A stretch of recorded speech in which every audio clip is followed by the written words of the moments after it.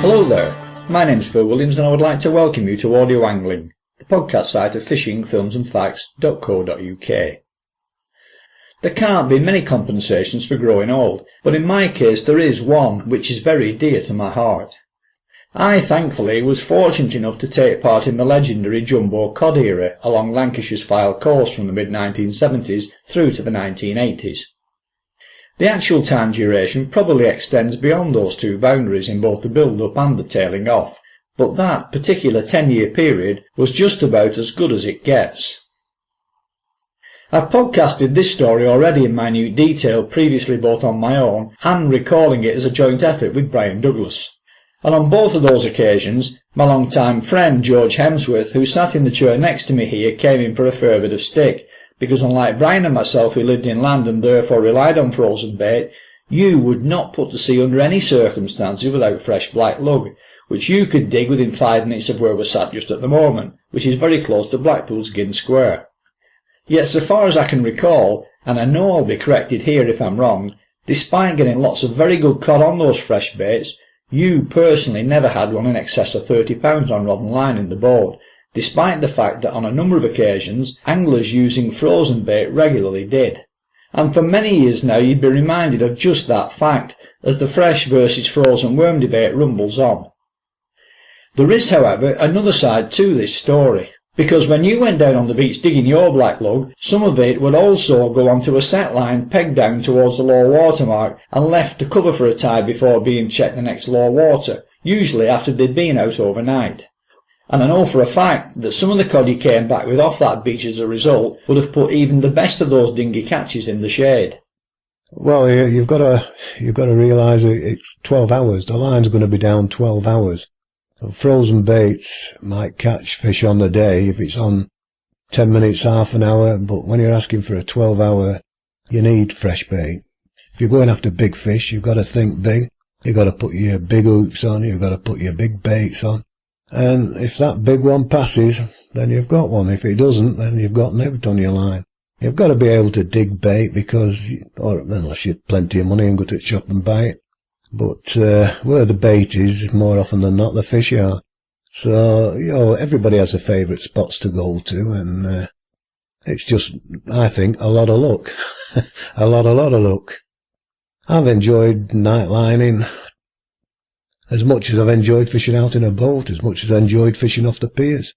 It's been pure enjoyment. It can be a little bit when the weather's bad. I won't go into too much detail on that. And you get together, there's a group of you doing it, setting lines out, all your lines along the beach.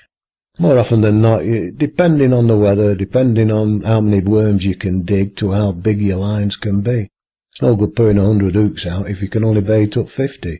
And if you've got 100 hooks out and you've got to put 2 worms on every hook, you've got a lot of digging to do. And it doesn't take 10 minutes to dig all those worms. Times have changed now, they're pumping them out. So maybe you can put bigger lines out, but you couldn't when you were using a spade. And especially in the middle of winter, rolling your sleeve up, putting it down that hole. Obviously, this was during the now famous Fylde Jumbo Cod era. So give us a little bit of the timing and background about that particular period of Lancashire's angling history. I'd say it was late 70s when they really came on. Like I say, the Fireboat Angling Club for 2 years running that I know of, in fact I have 2 trophies in there, and the biggest cod was £3. Then all of a sudden it reached as high as, I think it was £42. Now that was a one-off.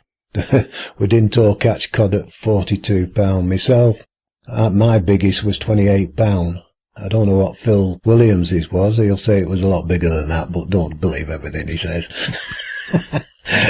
Actually, it wasn't. My personal best was around £24, though collectively on the boat we had them to £38, with 3 over 30 in the same year.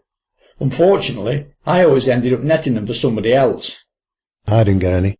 Now on the lines, £40 plus we were getting.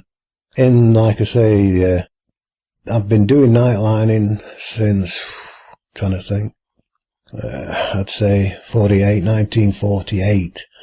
And in that time you were catching cod, 15, £20 depending where you were, if you were up Rossall way, there were suggestions of 30, 40 pounders, but I never saw any of them. On the pier, if you got a 20-pound cod, you got a big fish, and they were getting it up with a gaff sort of thing from the pier. That was me early days, but I was laying lines at the same time, and I could feed the street on fish, cod, and I used to lay them in summer as well.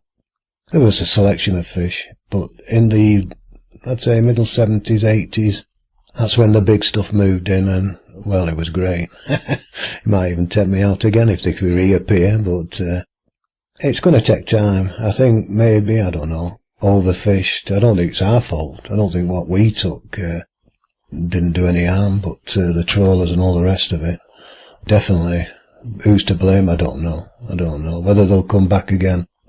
Keep our fingers crossed. Watch this space. But I enjoyed it. I enjoyed it as much as boat fishing, pier fishing, all types.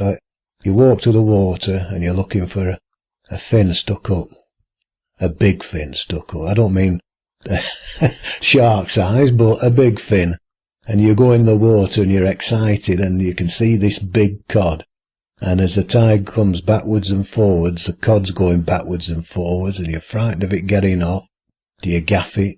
I've seen lads even diving on them and sitting on them to hold them. I've seen them lose them and all. I myself have lost quite a few in the surf when you get that exciting. And the same in the boats, aren't we? When you see a big one coming up, oh, the old ticker starts going. And yeah, it's great. Enjoy life. Are we to take it then that the night tides were the best? I've done both sort of thing. Yeah, I think we took more on night lines. It was luck. Further down the beach, sometimes they'd get more, sometimes we'd get more. It wasn't even experience, it was just pure luck, but you had to be able to dig bait. If you couldn't dig bait, unless you were loaded, you couldn't do it. The actual cost of making a line-up was, peanuts. I think I were buying hooks then, cod hooks, at £3.100. Well, I didn't used to set 100 line hooks, it was more 50, if that. So 50 hooks weren't costing you nothing, bit of choline and a bit of nylon, and that was it, Enjoy yourself, get as long as you could dig worms. And then you got your tilly lamp, and then you got your your spade, because pumps weren't in then.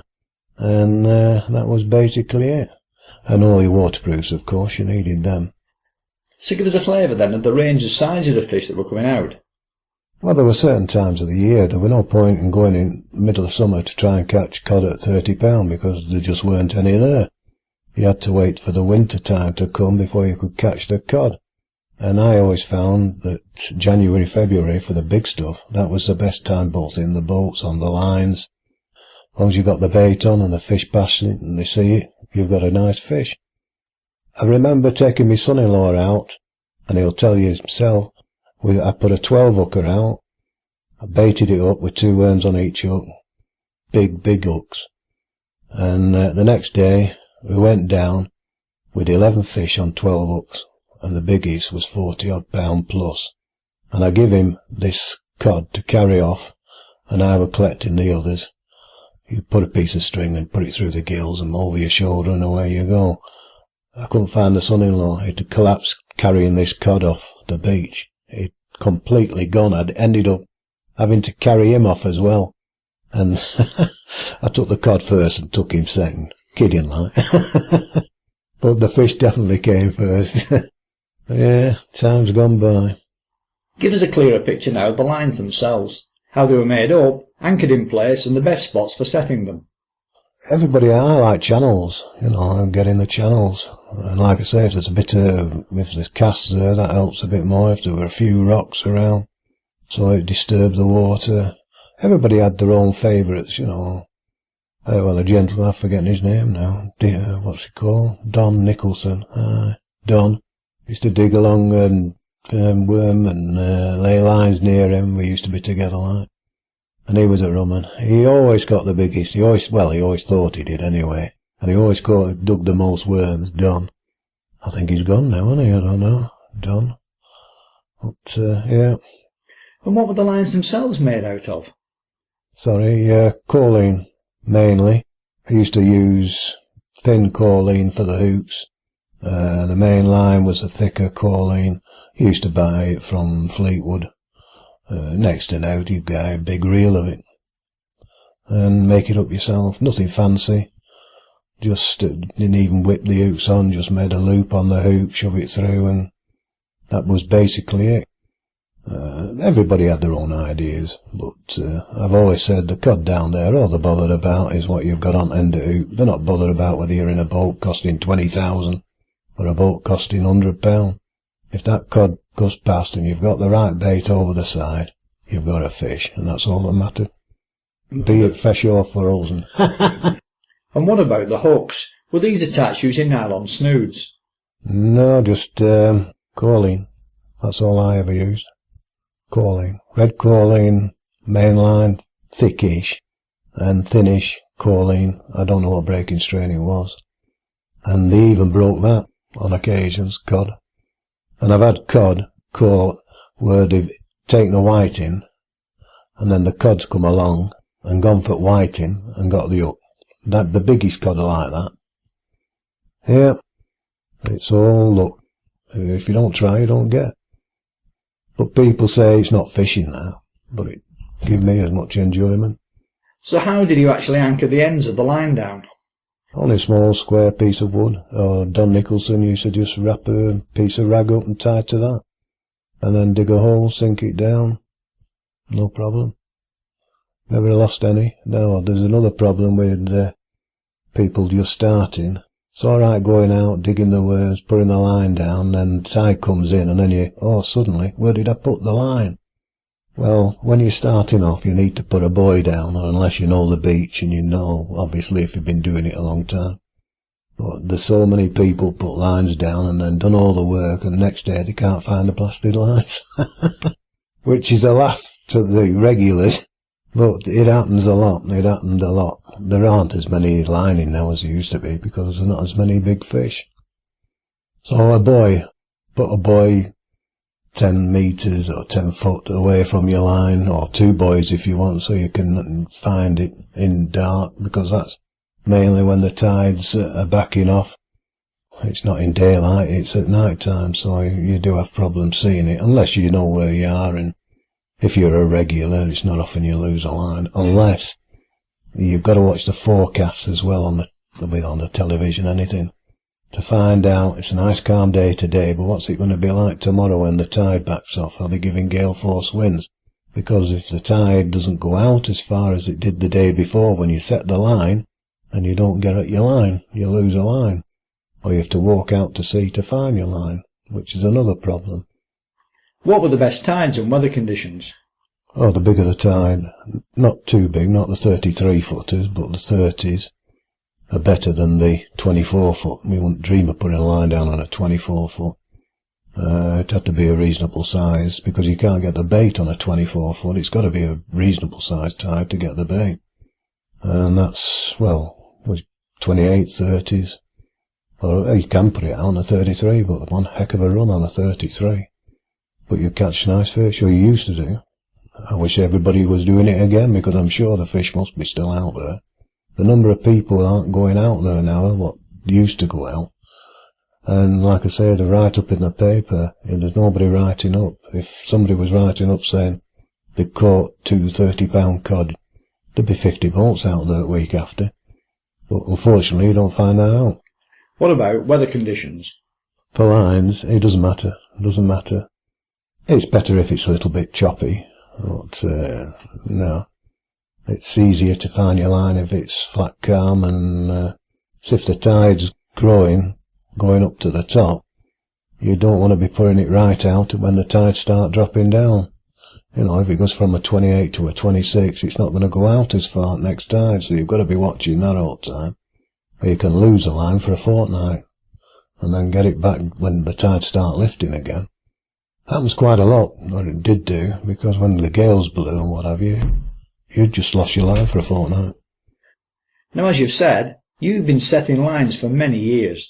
You've also been small boat fishing for many years, and some people are not happy with anglers getting involved in what they see as being commercial fishing. But that's an argument for another time. because there is an important angling lesson to be learned here.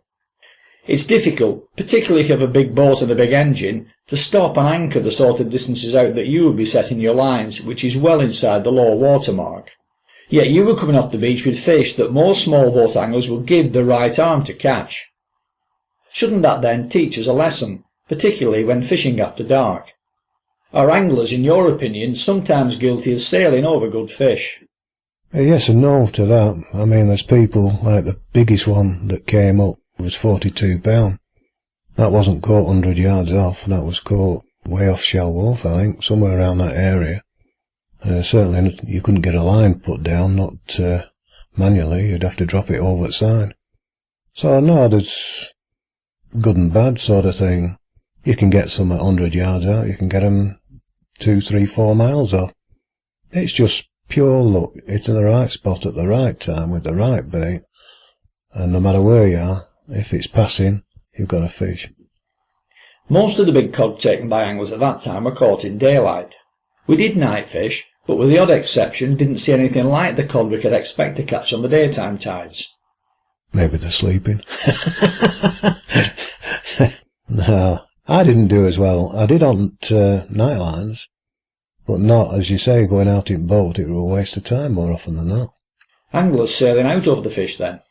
I don't know. It's an unknown factor. I don't know, because it's anchored to the floor, your night line, whereas, you know, you've got the problem of the run and all the rest of it when you're fishing from boat. Maybe it can hear the slop, slop, slop on the boat. Some people have said that, the noise on a boat. The big charter boats, when they come near, you don't go near a charter boat, you'll not catch it. They're making a noise, you know. Keep away from them. We've got all that. I don't know what the truth was. To give an example, I remember one night when we had a little 13-foot boat turn up with a Seagull outboard on it. It turned out that he was so scared of going out the kind of distance we had in mind that he dropped his anchor literally on the low water mark. We ended up with a few fish, but nothing special. Yet when he came back up on top, he'd at least 2 cod topping 20 pounds, plus others well into double figures. Yeah, but you can mention days like that when the boats that went too far out caught all the fish. You know, there's good days, bad days for inshore and outshore. You've got to try it. You've got to put an X on water and say, I'm going to fish here today. And if the fish pass, you've got it. I don't think there's any set place. In fact, we did that once. We had a good day with about 20 cod on board, and I said, we're not messing about tomorrow. We'll mark this spot with an anchor, and we did do, with a float on to the top. And tomorrow we're coming straight for this, because we've had a good day. We went the day after, and guess what we caught? Note. So, you know, that answers the question to me. You might think you've got the right spot, but they move around. And that lad's still living here, could tell you. Chris, No, it's pure luck, I think so. Plus, if you're using fresh bait, it helps. I also remember doing a daytime trip that ran well on into being a night trip, with a break while we came ashore at Cleveley's for some chips at tea time, when you came over and gave us a bit of fresh bait to go with the frozen stuff we had on board. So I put some on, but all I could catch with it was whiting. These fish were obviously picking up on the extra scent, and being quicker off the mark than the less numerous cod, were getting to the baits first. I gave it an hour, then switched back to the frozen, and almost immediately caught an 18-pound cod. So I think we'll just have to continue agreeing to disagree on that score. Certainly, with the jumbo cod are concerned.